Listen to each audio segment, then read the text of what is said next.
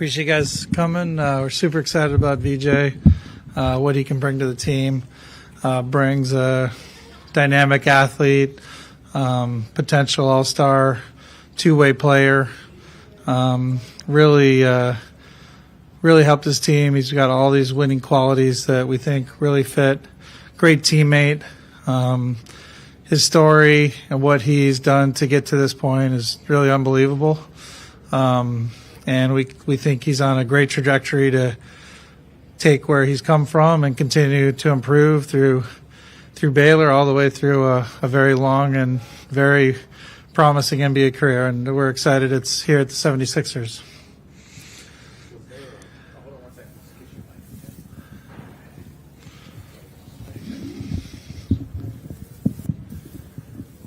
Was there a specific, turning point that kind of pushed the pendulum in VJ's direction? I hate to invoke the word, but I mean we have a pretty detailed process here, and I think it starts at the high school level and all the pre-work before in the years prior to their coming into college, with national teams, with everything, and that process continued through this year. No, I mean, I think we were seriously considering, pretty much, early in the process it was about 6 and that was down to 4, and then we were deliberating up until the last few days, down to who we would pick, and as we dug in, we felt like VJ was by far the best choice there. Daryl, there was some reporting that when he worked out for you that he was nervous. How did you see him when he worked out, and how much stock do you put into those workouts anyway? I put 0.0% into workout. I really do. I would say I do think I do like having dinner with the guys. I do like getting to know them better. Obviously it's different reading all the reports that our scouts file and coaches give us and everything, and then meeting someone. I think that is beneficial. I think the encore stuff is. I guess it's nice to make sure they're not hiding an injury or something. I don't know. It's very hard for me to figure out how you get anything out of a session. If you could put them in a competitive setting, that might be something, but that's not something that happens at high picks. So, not a big part of the process, but we did love having them in and having dinner with them and things like that.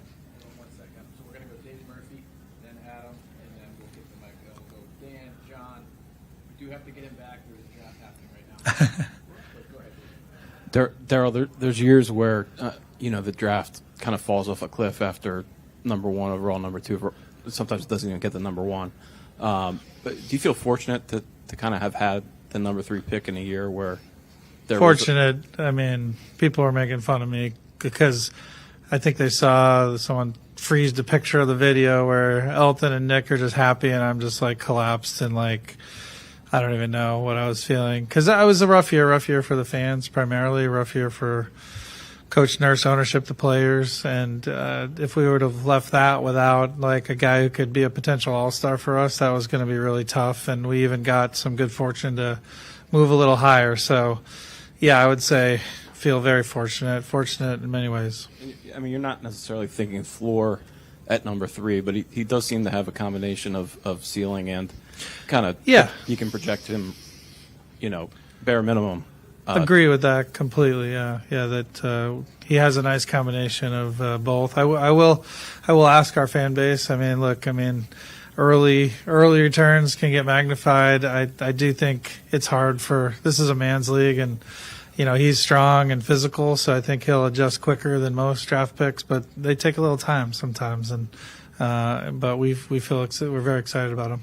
So this is another investment for you guys in a young guard. I guess just how do you see VJ fitting with Tyrese and Jared and Quentin if you can bring him back?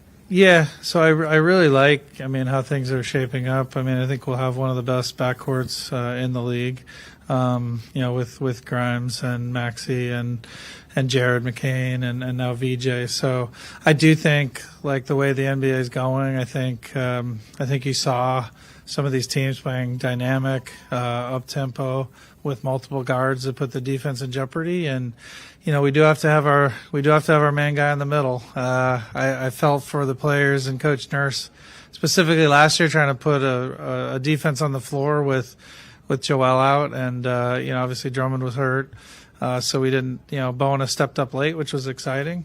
But it's very hard if you have like a bunch of dynamic guards, it's hard to make it all work if you don't have a big in there who's making things hard on the other team.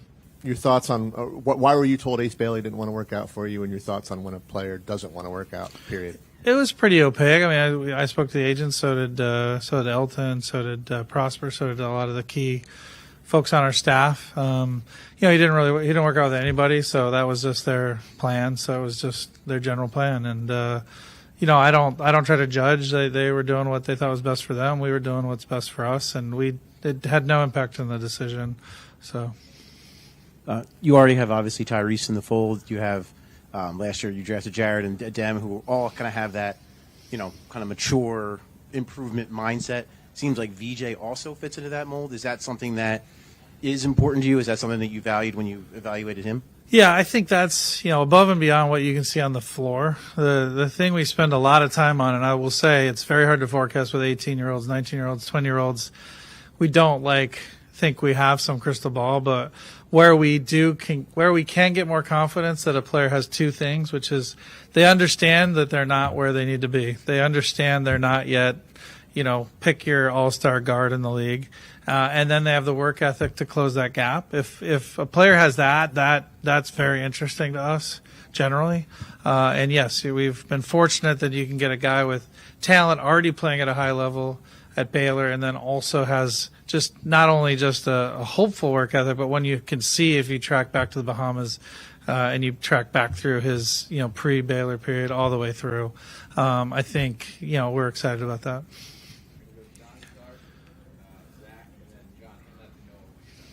What kind of opinion did Tyrese have with VJ's work out here, and what kind of input did Nick Nurse have as far as VJ and what he can do? Man, Nick is, I'll get to Tyrese, but Nick's been unbelievable in this process. He's a coach who's in every meeting, sitting through our hours of meetings.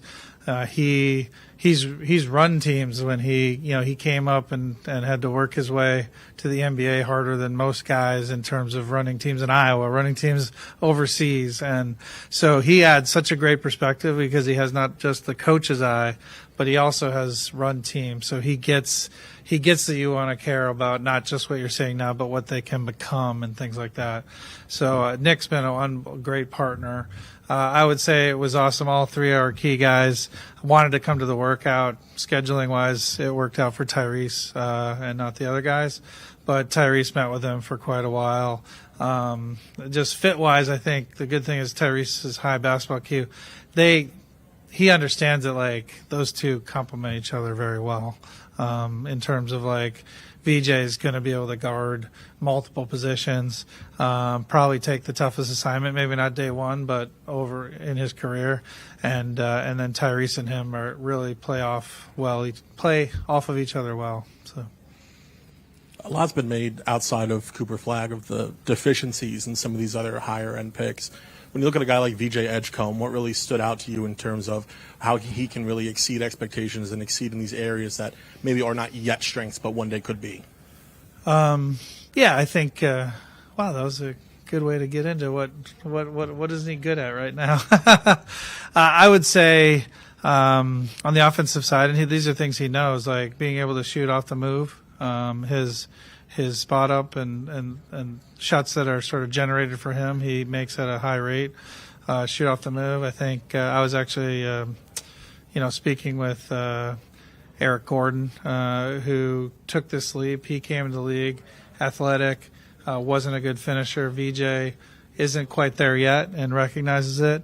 And I think someone like Eric, who took a big leap in finishing by working on his craft, his footwork, his timing, his takeoff points, he really improved that in the sort of the early parts of his career. And so that's another, just off the top of my head. But he has that base athleticism, physical tools, and the work ethic that you see he could grow into all these things. Obviously, he'll have to do it, but yes. So You're obviously not used to picking so high in the draft. Yes. What was different about that process, and what was the approach in terms of sorting through the options? And I mean, I identifying found the it to best be one? very different, I would say. You have much more visibility on who might be there, which I've never had. Usually we're running sims. We didn't have to do that this time. I would say the other thing is I really, really don't like people to know who we're picking. So it's impossible at 3. It's for people not to get a sense. You're usually down to a few names, and people are going to have a rough outline of. But I, just to optimize my job trades, I think the more under the, the less public it is, the better. But that's just not realistic at 3, and I sort of had to give that up early. So that was probably the 2. I would say we had to retune things to upside. I do think you don't pick high very often, so you want to take guys who have all-star capability. He absolutely has that. I don't know what percentage exactly, but we have a guess. But it's it's definitely material, and we feel good about it. So, Daryl, what qualities as a player and as a person did you feel that VJ embodied that you guys looked for as a front office and as a scouting department? yeah, I'm excited for everyone to meet him. I'm excited for you to meet him. It's a little hard to describe. He's sort of he's a very mature, for his age, for being under 20. He carries himself like he's already been in the league, which I don't think is easy. So that's 1. 2, I think you saw it, the love in his family there, even if you guys were watching the telecast. I think that obviously a lot of people have that, but I think, the admiration from his brother. I think, I'm just excited to get to know him. He has a real good head on his shoulders, and both on the court, basketball IQ wise, but also just life IQ, for lack of a better term.